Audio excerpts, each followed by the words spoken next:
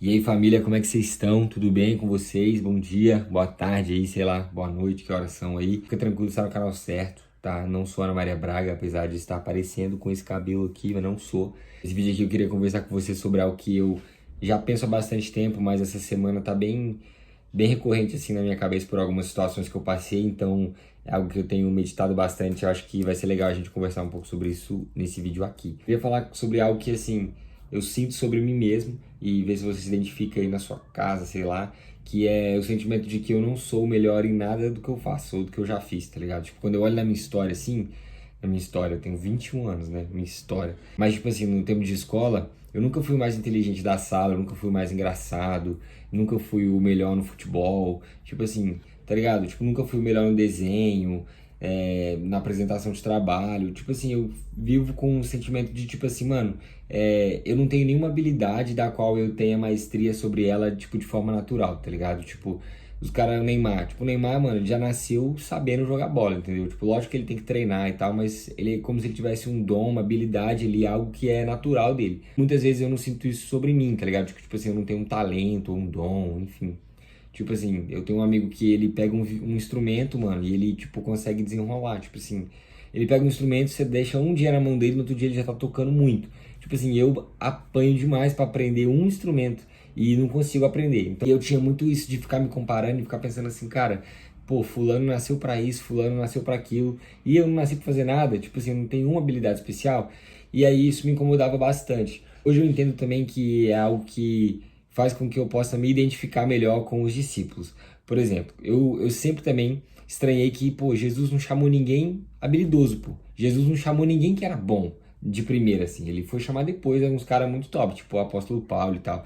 Mas no começo ele chamou uns caras nada a ver, tipo assim, ele chamou pescador, chamou uns caras que também parece que não tinham uma habilidade especial. Pareciam caras pessoas que não tinham nenhuma super qualidade, entendeu? Se você for olhar na história, eu não vou saber te falar direito, mas os discípulos de Jesus, eles foram recusados por outros mestres da época. Então, tipo assim, são pessoas que não eram boas o suficiente para serem recrutadas pelos mestres da época, e aí por isso elas viraram pescadoras, tal, foram fazer outra coisa.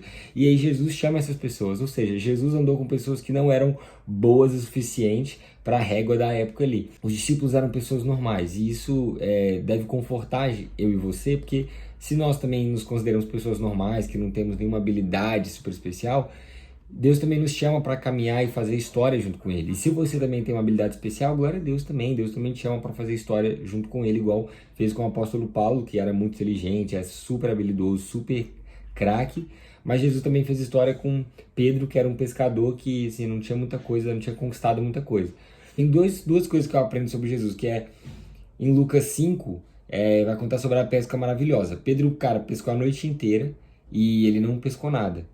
Mas quando Jesus chegou e mandou ele jogar a rede, ele teve a pesca, a maior pesca da vida dele. E pescar era algo que Pedro sabia fazer. Então, assim, Pedro tinha a habilidade dele de pescar. Ele pescou a noite inteira, confiando na habilidade dele, não deu certo. Mas ele, um segundinho confiando no que Jesus tinha falado para ele conseguiu pescar pra caramba. Ou seja, era uma habilidade que ele já tinha, só que quando ele colocou nas mãos de Deus, aquilo foi potencializado a seu nível máximo.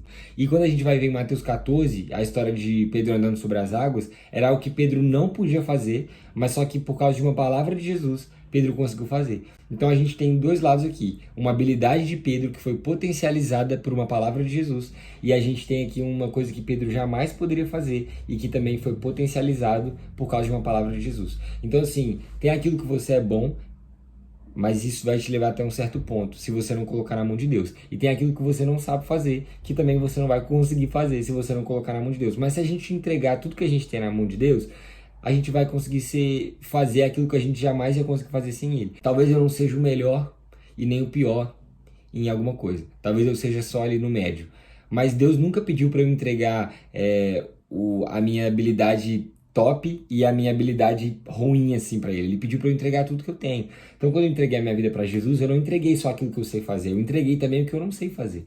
Então, aquilo que eu sei fazer, eu confio que Deus pode me ajudar a fazer muito mais. E aquilo que eu não sei fazer, eu entrego e confio que Deus vai suprir a falta que eu tenho, porque o poder dele se aperfeiçoa na minha fraqueza.